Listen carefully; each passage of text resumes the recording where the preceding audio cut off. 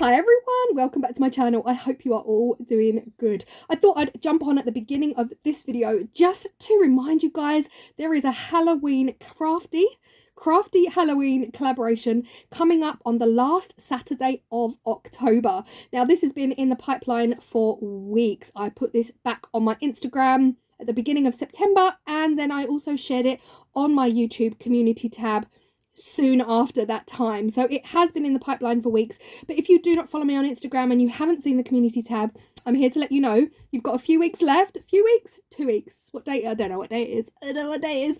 But it is the last Saturday of October. If you want to take part, please do so. I will add another community tab just to let you guys know if you do not have Instagram. If you have Instagram, you will find it under my highlighted stories on my Instagram page. The details how to kind of join in. It's not a competition.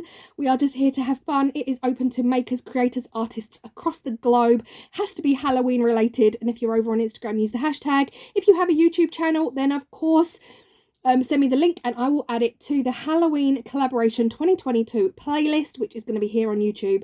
But I'm already in the works of creating, kind of like working up to what I'm going to be making in the collaboration video. It's kind of like an amalgamation of pretty much everything I've been making over the Halloween series. So that is all. I just thought I'd jump on at the beginning just to remind you guys it is coming. It is the last Saturday of October. Check out the community tab, check out my Instagram post, and hopefully join in with whatever it is that you create. It can be anything. I hope you enjoy this video. This video is something I've been thinking about for a very long time. It did not necessarily go to plan, but we can talk about it and learn together. Let's go. So before I crack on with the video, please hit that subscribe button. If you have not already, you will like it here, I promise. And also hit that thumbs up. Massive appreciation. Now, for those of you who have seen this video, you will remember I made this gorgeous cauldron coasters. They sent me a pack of 4 cauldron coasters and plus this huge cauldron tray. If you missed the video, I will link it here, but I absolutely loved the way these turned out. Now you would have already seen my little chalkboard intro, so I've given away what we are making in this video, but I wanted to create something using the huge tray cauldron, and this is what I had in mind. That was to create a cauldron chalkboard, something really, really fun, kind of home decor if you like, and something really quirky for Halloween in the kitchen. The first thing I'm doing is mixing up my Jesmonite. This does take a lot of product, but it's worth it. It's absolutely worth it.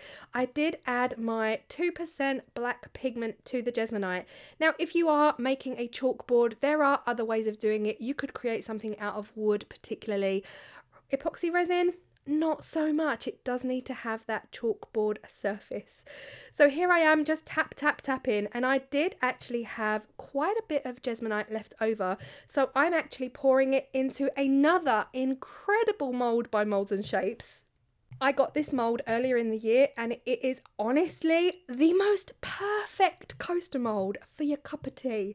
And I figured I'd already done the smaller cauldrons, I might as well use the cups as well, because these would look great with something like Pick Your Poison on, as well as the cauldron coasters. So there they are. This is demolded after 30 minutes. They came out great, and here I am demolding the cauldron. Now, there's a few little kind of overlappy bits on the sides which don't take much. I just kind of flick them off with my hands. You can, of course, go around with a nail file or a sanding device and sand those edges, but it didn't really need it because I filled the mould right up to the very surface. But at this point, I am loving the finish. The first thing I really needed to do is let this dry for 24 hours before I do any more. And here we are. I'm just typing. No, I'm not. I'm chalk writing hello on one of the cups. I wanted to test chalk against black Jesmonite. And here I am just testing it out, wiping it off to see, does it wipe off really well? But here's the thing, it left marks. So my plan then evolved to using chalkboard spray paint. Now, you would have seen this chalkboard spray paint in many of my Halloween videos when I make my apothecary bottles and I make anything that needs to be black, basically.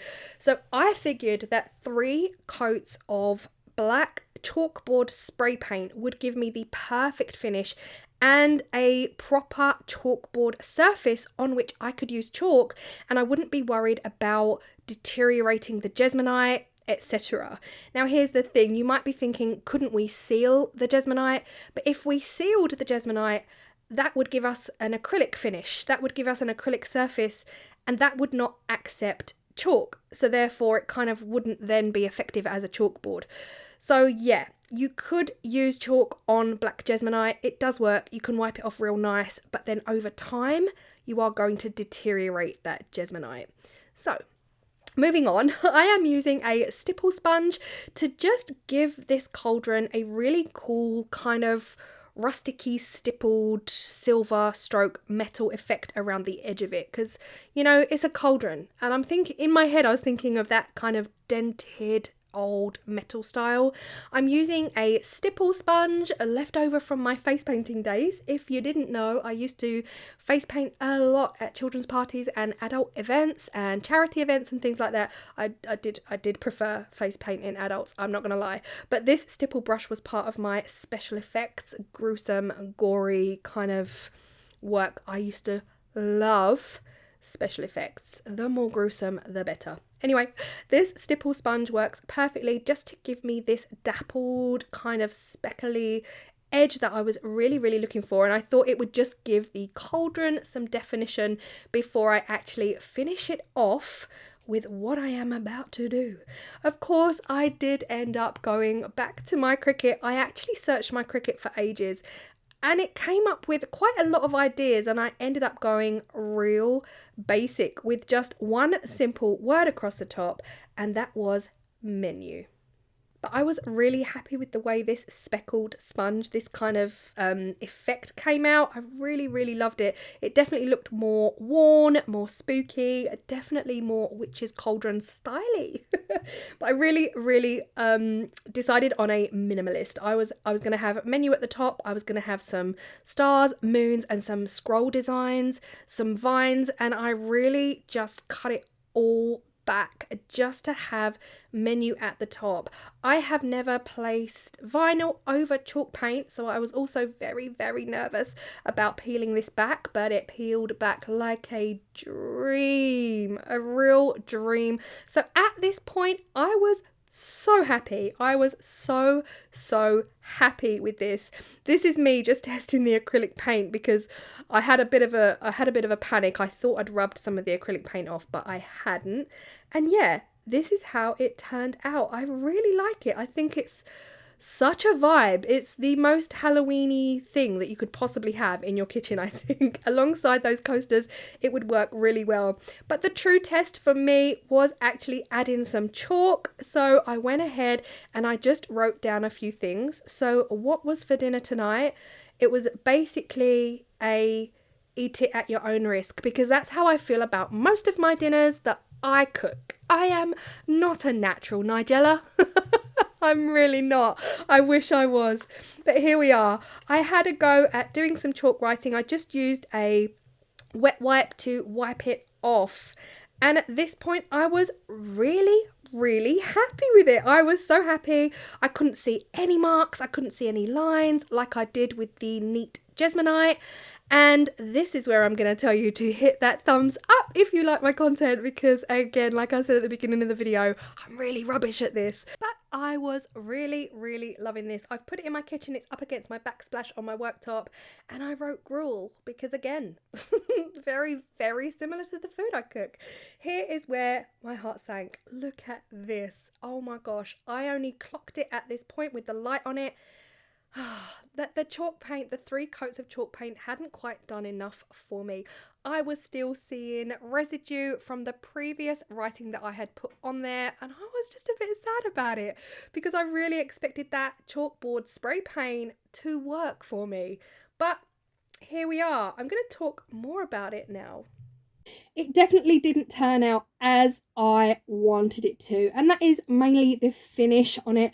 I think Jesmonite on its own would make a perfect chalkboard, but it's just not feasible. It's not wipe cleanable, and the more you then wipe it and add water to the Jesmonite, the more chance that the Jesmonite will then deteriorate biodegrade.